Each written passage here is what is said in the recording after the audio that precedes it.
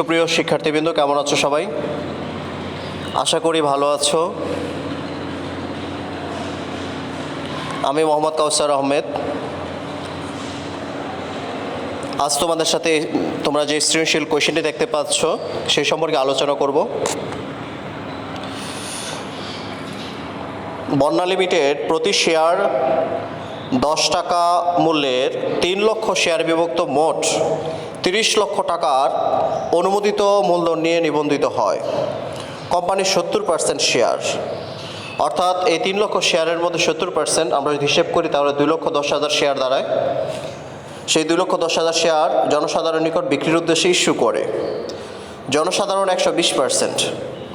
এই 2,10,000-এর 120% অর্থাৎ 2,52,000 শেয়ারের জন্য আবেদন করে কোম্পানি 100% শেয়ার, অর্থাৎ সেই 2,10,000 শেয়ারই জনসাধারণ নিকট বিলি করে। কোম্পানি তার অবলেখক রবিন্স অ্যান্ড কোংকে 2% কমিশন প্রদান করে। তাহলে এক্ষেত্রে আমাদের বের করতে হবে আবেদনকৃত শেয়ারের সংখ্যা ও বিলিকৃত শেয়ারের সংখ্যা। খ কোয়েশনে জাবেদা করবো, আর কোয়েশনে আর্থিক অবস্থার বিবরণী তৈরি করব। তাহলে এক্ষেত্রে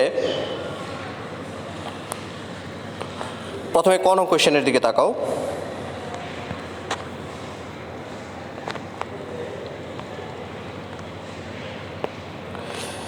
ইস্যুকৃত শেয়ার তোমরা আগে দেখেছো, সেটা হচ্ছে 3 লক্ষ শেয়ার আছে টোটাল। 3 লক্ষ শেয়ারের মধ্যে 70% জনসাধারণের নিকট বিক্রির উদ্দেশ্যে ইস্যু করা হয়। তাহলে সেক্ষেত্রে আমরা ইস্যুকৃত শেয়ারের পরিমাণ বের করব। 3 লক্ষ ইন্টু 70%, অর্থাৎ 2,10,000 শেয়ার। এরপর আসি, এই অংশটুকু আগে গণনা করে নেবে, অর্থাৎ রাফ করে নেবে। এরপর আবেদনকৃত শেয়ারের সংখ্যা আসি। তো আমাদের শেয়ার আমরা ইস্যু করেছি 2,10,000, এর মধ্যে আবেদন জমা পড়েছে কত দেখো, 2,10,000-এর উপর এখানে অংশের মধ্যে এখানে আছে 120% শেয়ারের আবেদন করে। তাহলে 2,10,000-এর 120% লিখবে, লিখলে আমরা পাবো এখানে 2,52,000 শেয়ার। আবার এই অংশের মধ্যে আছে যে বিলিখিত শেয়ারের সংখ্যা। তাহলে বিলিখিত শেয়ারের সংখ্যা কীভাবে নির্ণয় করবে? 2,10,000-এর মধ্যে আমরা এই 100% শেয়ার জনসাধারণের নিকট বিলি করি। তাহলে সেক্ষেত্রে 2,10,000 ইন্টু 100%, অর্থাৎ যেহেতু 100%, তাহলে সেক্ষেত্রে 2,10,000-ই হবে। এভাবে তোমরা কোয়েশনের অ্যান্সার করবে। এরপর আসি কোয়েশনে বলেছে জাবেদাভুক্ত করো।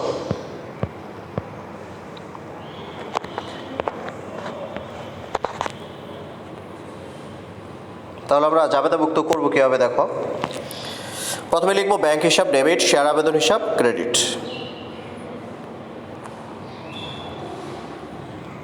25,20,000 হবে। কেন? কারণ আবেদন জমা পড়েছে 2,52,000 শেয়ারের, আর প্রতি শেয়ারে যেহেতু এখানে 10 টাকা, অবহার অধিহারের কথা ফিক্স করে কিছু দেওয়া হয়নি, তার মানে আমাদের সমহারেই ধরতে হবে। তো 25,20,000 হবে ব্যাংক হিসাব ডেবিট, শেয়ার আবেদন হিসাব ক্রেডিট। ব্যাখ্যা হিসেবে দিয়ে দেবে যে প্রতি শেয়ার 10 টাকা বললে 2,52,000 শেয়ার আবেদন পাওয়া গেল। এর পরের অংশে শেয়ার আবেদন হিসাব ডেবিট, শেয়ার মূলধন হিসাব ক্রেডিট, আর ব্যাংক হিসাব ক্রেডিট। শেয়ার আবেদন হিসাব আগের যে অ্যামাউন্ট আছে টাকার অ্যামাউন্ট সেটাই থাকবে। শেয়ার মূলধন হবে 10 দিয়ে গুণ করবো আমরা 2,10,000 শেয়ারকে, আর অতিরিক্ত যে 42,000 শেয়ার পাওয়া গিয়েছে সেটা আমরা ফেরত দিয়ে দেবো, তখন এই জন্য আমরা লিখব ব্যাংক হিসাব ক্রেডিট। আর 2,10,000-কে যদি 10 দিয়ে গুণ করি তাহলে আমরা এক্ষেত্রে পাবো 21 লক্ষ টাকা।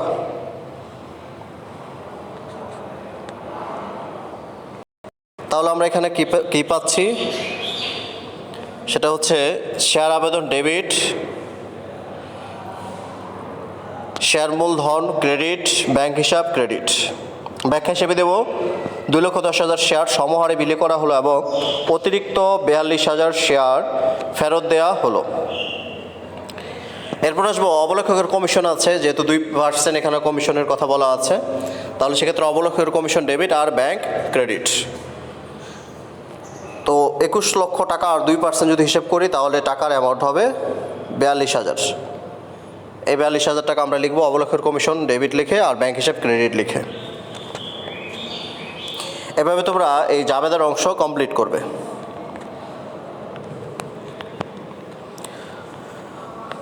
গণন কোয়েশ্চেন বলেছে আর্থিক অবস্থার বিবরণী তৈরি করো। তাহলে আমরা আর্থিক অবস্থার বিবরণী কিভাবে তৈরি করব? দেখো, প্রথম অবস্থায় আসি। তোমাদের আর্থিক অবস্থার বিবরণী এর আগেও দেখিয়েছিলাম। আমরা স্থায়ী সম্পদ দিয়ে শুরু করি সাধারণভাবে। এখন প্রশ্ন হচ্ছে স্থায়ী সম্পদ তো এই অঙ্কের মধ্যে নেই, তাহলে সেই ক্ষেত্রে আমাদের স্থায়ী সম্পদ লিখতে হবে না, আমরা চলতি সম্পদ দিয়ে শুরু করে দেব। তাহলে সম্পত্তির পাশে চলতি সম্পদ নামে দিলাম ব্যাংক জমার উদ্বৃত্ত। ব্যাংক জমার উদ্বৃত্তের টাকাটি কীভাবে বের করবে? দেখো, প্রথম অবস্থায় এখানে ব্যাংক জমা আছে 25,20,000। এরপর আবার এখানে আছে ব্যাংক জমা, ব্যাংক ক্রেডিট পাশে আছে 4,20,000। তো 25,20,000 থেকে এই 4,20,000 বিয়োগ করে দেবে। এরপর পরবর্তীতে আবার এখানে আবার আছে ব্যাংক হিসাব ক্রেডিট 42,000, সেটাও বিয়োগ করে দেবে। তো এই 25,20,000 থেকে এটা বিয়োগ, আবার এটাও বিয়োগ করলে আমরা যা পাই সেই অ্যামাউন্টটা এখানে ব্যাংক হিসাবের ঘরে লিখে দেবে।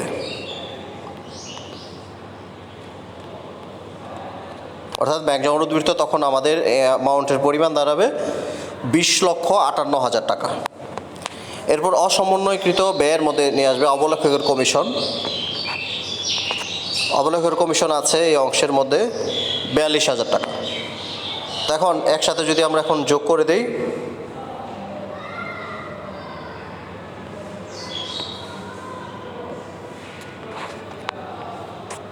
তাহলে আমরা পাবো 21 লক্ষ টাকা। এই 21 লক্ষ টাকাই হচ্ছে মোট সম্পদের পরিমাণ।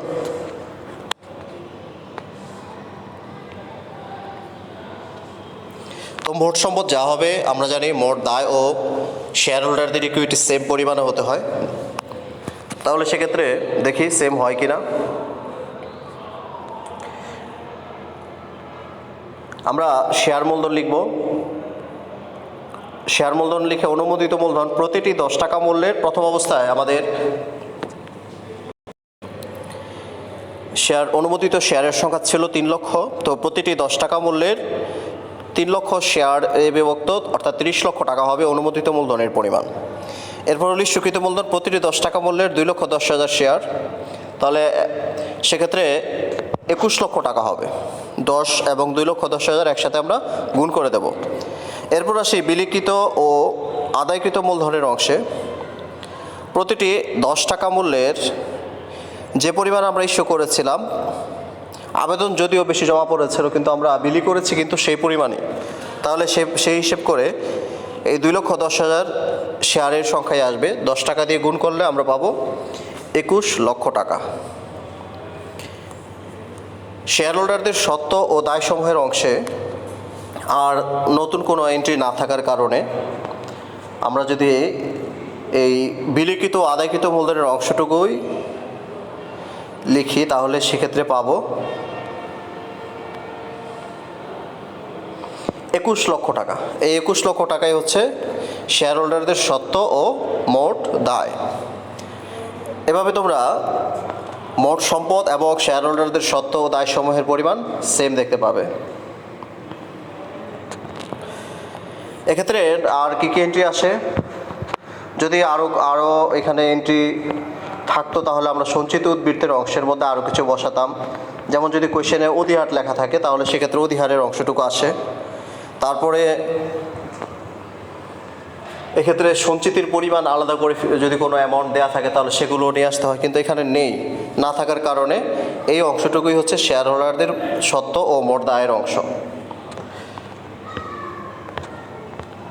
তো এইভাবে তোমরা এই কোয়েশ্চেনের অ্যান্সারটুকু করবে। এই চ্যাপ্টারের অঙ্কটি আসলে অনেক ইজি একটি অঙ্ক।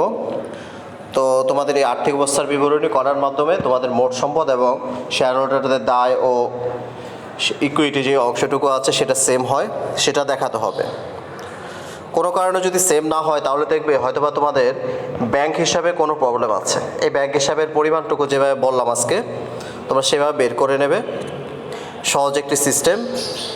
যেমন এখানে 25,20,000 ব্যাংক ডেবিট আছে, তো তো 4,20,000 এখান থেকে আমরা বিয়োগ করে দেব, তারপর আবার 42,000 এখান থেকে বিয়োগ করে দেব। বিয়োগ করে দিলে আমরা টোটাল ব্যাংক জমানত বৃত্তির অংশটুকু পেয়ে যাব। আর আরেকটা অংশ আছে, সেটা হচ্ছে অনুমোদিত মূলধন, বিলিকৃত মূলধন, ইস্যুকৃত মূলধন। এগুলো তোমাদের কিছু কিছু ডিফারেন্ট আছে, ওগুলো খুঁজে বের করতে হবে, তাহলে আর এই অঙ্কে কোনো প্রবলেম হবে না। তো প্রিয় শিক্ষার্থীবৃন্দ, আজ তোমাদের এই পর্যন্তই। সবাই ভালো থেকো, সুস্থ থেকো, এই কামনায়। আল্লাহ।